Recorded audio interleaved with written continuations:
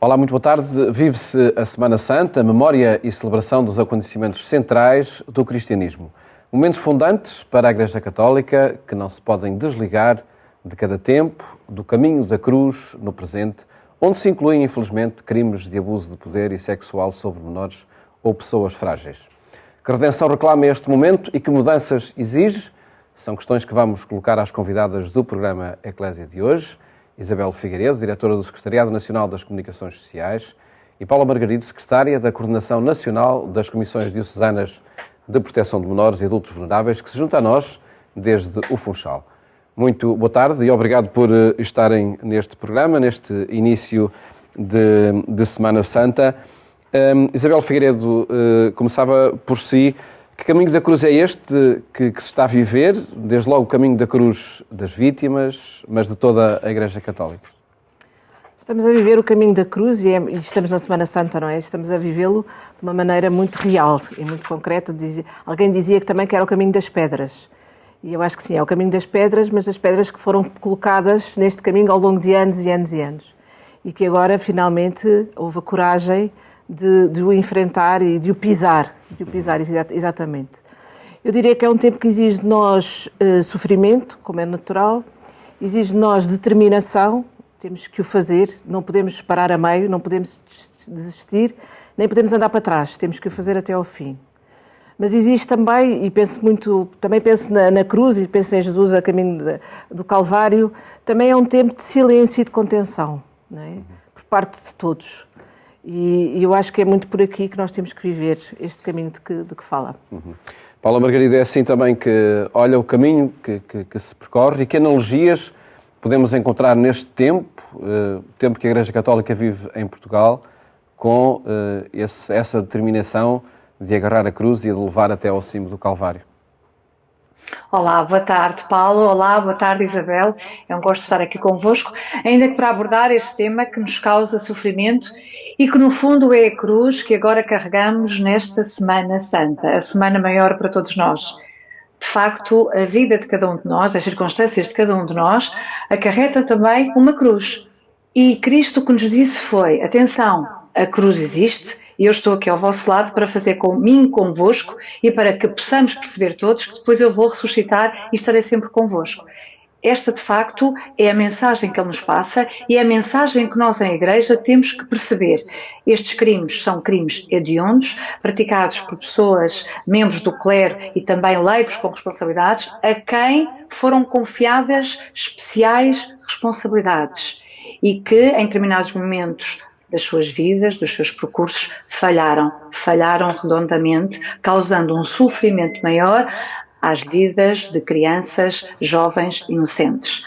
Isto aconteceu na Igreja, a Comissão Independente teve esse papel muito importante de nos fazer perceber que isso aconteceu, que poderá acontecer, porque ninguém efetivamente está livre, mas, percebendo-se isto, e esta Comissão, volta a repeti-lo, já disse várias vezes, foi constituída a convite da Conferência Episcopal Portuguesa, que teve aqui um papel determinante para se perceber o tamanho e a realidade que estávamos a viver e que estamos a viver, mas agora a Igreja tem, como disse a Isabel e bem, em silêncio discernir, porque há muitas vozes que dizem muitas coisas e depois muito barulho e muita confusão se gera. Cristo também se reservou, também se silenciou e depois fez o seu percurso. E é tudo isso que nós temos que fazer católicos. Uma Igreja católica em Portugal tem que estar unida em todos os temas, mas sobretudo neste, que causou sofrimento a crianças, jovens e inocentes. E depois fazer um caminho, como disse Isabel, das pedras, o caminho da cruz, que nos vai levar à ressurreição. Ou seja, perceber o que é que falhou, perceber onde é que nós estivemos bem, porque a partir do momento em que há um membro da minha Igreja que sofre, todos nós sofremos. Onde é que não estivemos bem e agora concretizar planos de ação, planos de formação para que tudo isto não volte a acontecer. É a cruz que em silêncio nos obriga a discernir que não vamos ficar na cruz, que vamos ressuscitar, mas para isso é preciso, em união e em fraternidade, perceber o caminho a fazer acontecer. Ou seja, estes apoios que estamos agora também a dar às vítimas, empoderando-as no sentido de falem connosco, comissões diocesanas, falem com este grupo que efetivamente agora vai ser criado e que está também aqui ao vosso dispor, se não se sentirem à vontade com as comissões diocesanas. A Igreja Católica em Portugal está a fazer este caminho para vós, porque estamos ao vosso lado, ao lado da vossa dor. E digam-nos o que é que pretendem. Depois, outro caminho paralelo é adotar boas práticas, para que efetivamente situações destas não voltem a acontecer. Quer nos seminários, quer em todos os espaços das igrejas em que estejamos presentes. Sem dúvida nenhuma que essas são vias de intervenção urgentes a implementar. Antes de irmos a elas e pedir o vosso comentário para essas medidas, seja as medidas que estão em curso, legais, mas sobretudo essas no âmbito da formação, perguntava-lhe, Paula Margarido, é possível nós falarmos em ressurreição para as vítimas? É possível, claro que o caminho da cruz para as vítimas, para quem sofreu abusos, é doloroso e assume-se desde logo, mas apontar para a ressurreição, de que forma é que esse horizonte é possível? É possível, Paulo, eu acredito que se não fosse possível eu não estaria aqui. Aliás, se não acreditasse nessa ressurreição, ou seja, para quem se afastou até da Igreja, e vamos já tendo casos de apostasia em face de algum descrédito que vai acontecendo, não posso dizer, então acreditemos todos na ressurreição, mas digo então, para esses que estão mais desacreditados, continuamos a acreditar na esperança. O sofrimento é grande, sem dúvida alguma. Não quero imaginar o que é que poderão ter passado e o que poderão ter sentido. Mas a verdade é que a morte não é o fim. Não é o fim. Há um sinal de esperança. A esperança de que esta Igreja está aqui para falar convosco e para tentar o mais possível, e agora numa linguagem da psicologia, tentar fechar aquela gavetinha e mostrar tantas gavetas que por aí existem e que são bem melhores do que aquela que nós pretendemos fechar e encerrar. Há quem diga, não é isto, agora já teologicamente falando, que perdoa-se, mas não se esquece. É assim, eu considero, permitam-me este desabafo, quando nós perdoamos verdadeiramente, mas é um caminho que tem muitas pedras, que tem de facto muitos espinhos, quando se perdoa e quando se limpa a alma acabamos por esquecer. Vamos lá ver uma coisa, não quero que as vítimas esqueçam o que passaram, quero é que olhem para esse momento de grande dor, como o início de um caminho que os poderá levar a uma grande, grande esperança de que poderão encontrar-se novamente consigo, constituir famílias e fazer caminho. Um caminho de alegria, de fé, de esperança, mas sobretudo, e aqui é a pedra de toque, sobretudo de amor. E amor é eu colocar-me no lugar do outro que sofreu. Basta um, para que efetivamente eu queira fazer caminho com ele e levá-lo a acreditar que é possível continuar a viver e a viver com alegria, a tal ressurreição. Isabel Figueiredo, este acaba por ser, acredito, a mudança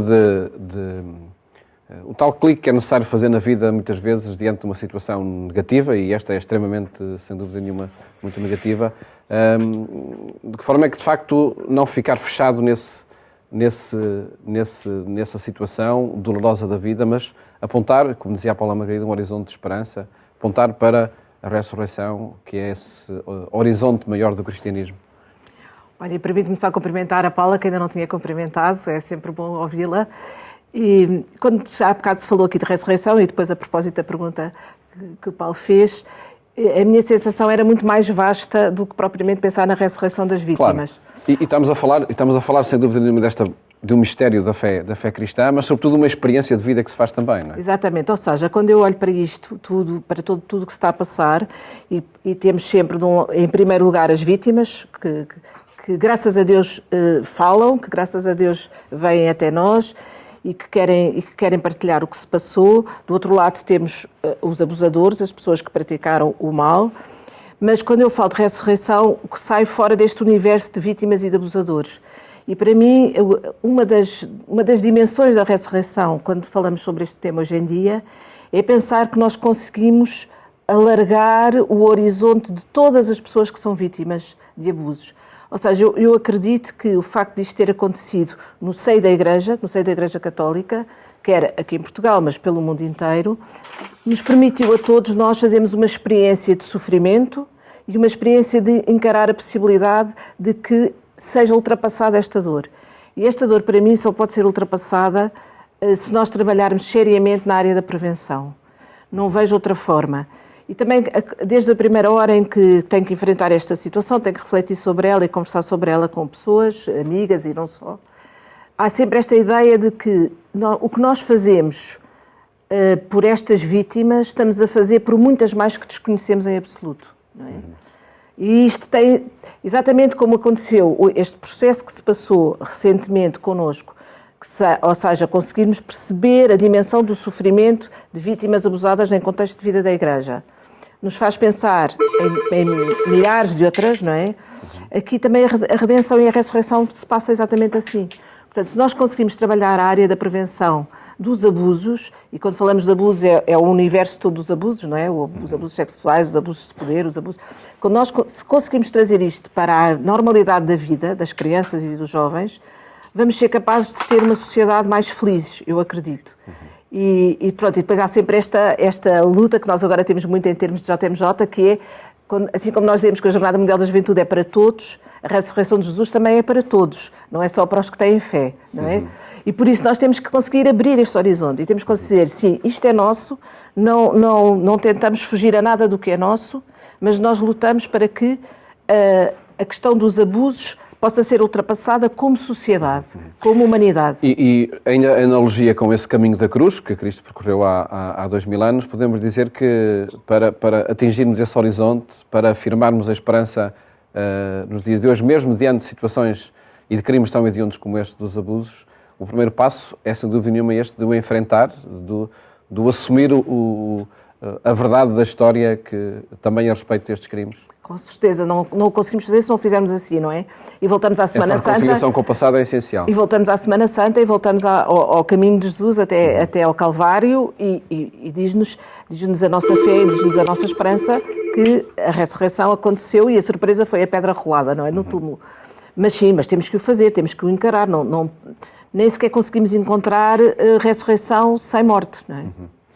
E neste programa, no início da Semana Santa, vamos estando ligados também com Paula Margarido, que está no Funchal, é a secretária da Coordenação Nacional das Comissões Diocesanas de Proteção de Menores, e perguntava-lhe, Paula Margarido, que garantias podemos partilhar com quem nos está a ver e ouvir, de que este caminho que está a ser feito conduz a essa esperança, que, enfim, para os cristãos é sem dúvida nenhuma a ressurreição, mas que mecanismos legais, seja civis, sejam canónicos, estão a ser adotados como garantia de que estes casos não voltem a acontecer e diante de algum que possa acontecer, são imediatamente combatidos. Então, Paulo, dizer o seguinte, assim a todos os telespectadores que nos estão a ouvir, perante uma situação grave, hedionda destas, qualquer vítima pode dirigir-se às comissões, deve dirigir-se, se desejar, às comissões diocesanas. O que é que uma comissão diocesana irá fazer? Irá escutar, se for o caso, depois averiguar, ou então só ler os documentos que essa pessoa nos traz, averiguar a tal probabilidade séria daquilo ter acontecido, em face disso comunica de imediato para o Ministério Público, para que o Ministério Público, assim o entendendo no seu livre discernimento jurídico, instaurar o respectivo inquérito. Depois comunicamos também de imediato para o ordinário, ou seja, para o Sr. Bispo, para que também desencadeie o respectivo processo de investigação prévia. E depois, perante a vítima, a Comissão Diocesana diz o seguinte: está aqui perante mim, esta Comissão Diocesana tem para lhe oferecer, se o desejar, bem como também à sua família, o apoio psicológico, o apoio psíquico. Pode efetivamente ser este apoio conferido por profissionais que nós temos aqui à sua disposição, ou então por qualquer outro profissional que indique e que merece a sua confiança. E vamos fazendo com estas vítimas algum caminho. Digo algum porquê? Porque efetivamente há vítimas que têm muita dificuldade, ainda perante uma situação destas, em falarem da mesma. E às vezes torna-se mais fácil escrever. Também lhe posso dizer que alguns enviam e-mails anónimos. Eu percebo que seja uma grande dor, mas de facto, se continuarem no anonimato, mais dificuldade teremos, as comissões diocesanas e a própria Igreja, de combater este mal. Portanto, Paulo, respondendo à sua questão e para esclarecimento de todos, para já no imediato é receber, acolher esta vítima, escutar a sua história, comunicar para o Ministério Público, comunicar para o Sr. Bispo e depois disponibilizar o apoio psicológico, psiquiátrico que venham a necessitar. E a Igreja dá efetivamente esta resposta. Também a nível nacional, a Conferência Episcopal Portuguesa, e bem, considerou que deveria criar um grupo específico para acolher também vítimas. É uma outra resposta. Porquê se já existem as comissões diocesanas? Porque efetivamente pode existir uma vítima que, entretanto, até desejaria vir à Comissão Diocesana do Funchal, mas está lá a Paula Margarida, que é minha amiga, e eu não queria de todo que ela soubesse o que se passou comigo. E então, quem diz a Comissão Diocesana do Funchal diz Lisboa, mas as comissões mais pequenas é mais fácil disto acontecer, e então cria-se esta resposta a nível nacional para acolher aquela vítima que efetivamente não se sinta à vontade, até pela proximidade, de se dirigir à Comissão Diocesana A, B, C ou D. Agora, isto é a fase no imediato, mas como disse a Isabel e bem, agora temos que passar depois também para a fase seguinte, que são as tais políticas de prevenção, e a equipa de coordenação nacional também depois, auscultando as comissões diocesanas, tentará com a maior brevidade, eu digo tentará, brevidade, pronto, mas discernindo qual o plano mais eficaz para efetivamente adotar as políticas de prevenção que devem começar nas catequeses, nos seminários, em todas as igrejas e dioceses, mas implementar uma política nacional. Porquê? Porque aqui não é a diocese A, B, C ou D, se acontece numa, acontece em todos nós. Estas políticas de prevenção têm que ter e acolher os melhores critérios. Vamos verificar o que é que se passa nos outros países e depois trazer o que mais se adequa também para o nosso caso em concreto, que é Portugal, e de âmbito nacional, não só para uns, mas sim para todos. Ainda uma pergunta sobre esses casos. Isto, enfim, é informação que vai passando, mas nunca é demais, de facto, creio eu, informar e clarificar sobre estes procedimentos, e por isso perguntava-lhe, Paula Margarido, diante de uma situação de um abuso, o que é que disposições é necessário tomar com o alegado abusador? Com o abusador, de imediato, lá está, o objeto da nossa proteção são as vítimas, não podemos, e como disse bem Paulo, esquecer o abusador. O abusador, nós já percebemos, à conta de tantas formações como recebemos nesta matéria, que existem vários graus, não é, de agressor, por assim dizer, se é que me é permitido ter esta linguagem. E este agressor também merece acompanhamento psicológico e psiquiátrico, sob pena de, porque como disse, há vários níveis de agressores, aqueles que têm mais consciência dos atos que praticam, ao serem confrontados, se não tiverem o devido acompanhamento, poderão praticar o suicídio. Eu também não quero, como membro desta Igreja, ser responsável por esse ato. Portanto, perante uma situação em que me aparece uma vítima e me dá conta do seu caso e me identifica o agressor, este agressor depois é devidamente notificado, por assim dizer, para vir prestar o seu entendimento sobre aqueles factos trazidos pela vítima, e de imediato se aconselha um acompanhamento psicológico e psiquiátrico. Mas temos que ver o nível, e aqui vamos precisar do auxílio dos psicólogos e psiquiatras, porque temos que perceber o nível de agressor que está ali para depois poder trabalhar com eles. Porque a Igreja é a Igreja. No entanto, são suspensas, no entanto, as suas atividades e as suas responsabilidades na Igreja. Essa parte, a parte canónica, por assim dizer. Lá está, o que é que nós entendemos, e começou a equipa de coordenação nacional e já comunicámos com as comissões diocesanas. A partir do momento em que efetivamente isto acontece, isto está a acontecer, a partir do momento em que aquela vítima identifica o agressor, de imediato a comissão diocesana faz a devida comunicação para o ordinário, para o Sr. Bispo, e depois o Sr. Bispo, em sede de processo de investigação prévia, deve efetivamente determinar o afastamento, a privação do mundo sacerdotal até que o processo de investigação venha a ser concluído. Vamos supor, Paulo, há ali uma denúncia anónima, com factos graves, mas não devidamente circunstancializados. E então, o que é que se faz? Envia-se o e-mail à vítima, responde-se dizendo: venha, se faz favor, então, ajudar-nos a concretizar esta averiguação, venha, disponibilize para falar connosco, comunicamos ao Sr. Bispo e dizemos: está isto aqui, relatado por quem de direito, entendemos, permita-nos, entendemos que se deve já determinar o afastamento da proibição do mundo sacerdotal até que mais factos concludentes sejam efetivamente apurados. e os senhores bispos, por regra, têm estado a determinar, efetivamente, no âmbito do processo de investigação prévia, a proibição ou o munus do exercício. Se, entretanto, mais nenhum facto for trazido, porque já decorreu 1 mês, 2 meses, sem que mais nada nos tivesse sido trazido à Comissão Diocesana, entretanto, em sede de investigação prévia, foram determinadas também as respectivas diligências e mais nenhum facto ali foi trazido, com certeza que depois será, com certeza, determinado o arquivamento e o processo seguirá para a congregação, para o dicastério da doutrina da fé. De facto, são processos legais, seja do âmbito civil, seja canónico, que estão em curso, sem dúvida nenhuma, e que é bom termos esta informação para seguir, para levar por diante esses procedimentos. Temos só 2 minutos e peço desculpa pelo tempo que, de facto, vai ultrapassando, mas gostava de vos pedir, nesta ponta final do nosso programa, que olhássemos o futuro. Já falámos da prevenção, da formação que é necessário. Qual é a vossa opinião sobre a etapa seguinte, a estação seguinte a esta primeira estação que se vive já ao longo de muitos meses ou anos na Igreja Católica, do confronto diante de uma situação de abuso, como de facto ultrapassar? Olha, Paulo, eu acho que nós só conseguimos fazê-lo de uma forma positiva, porque para destruição já tivemos imensa, não é? Portanto, só o conseguimos fazer de uma forma positiva.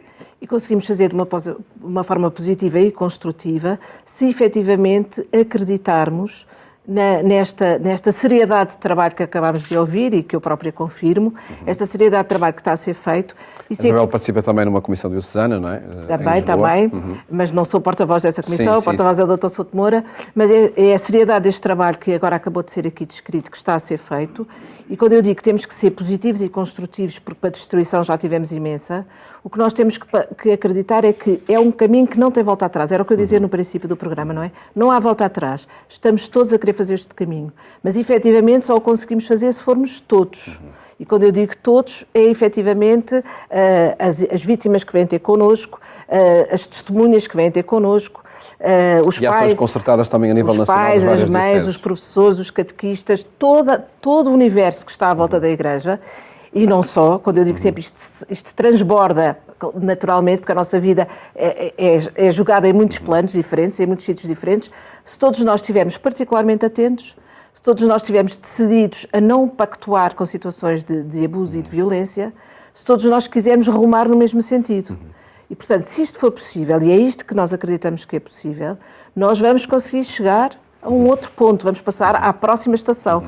E acreditamos que a próxima estação vai ser diferente. Eu estou convicta que nada volta ao que foi. Acredito que vai haver transformação, que vai haver sofrimento, mas acredito que as crianças, os nossos netos, as próximas gerações vão estar mais protegidas do que estiveram até agora.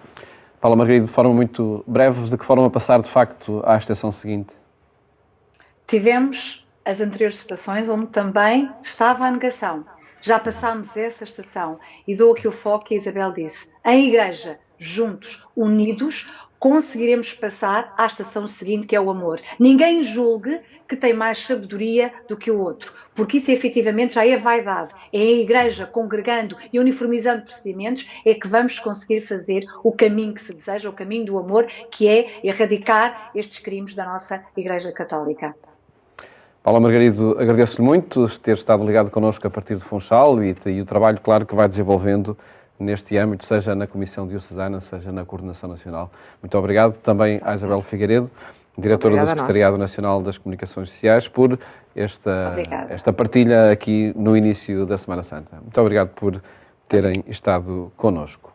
E que a Semana Santa seja, de facto, a ocasião do caminho rumo à vida, rumo à ressurreição. Votos de uma ótima tarde e até amanhã, se Deus quiser.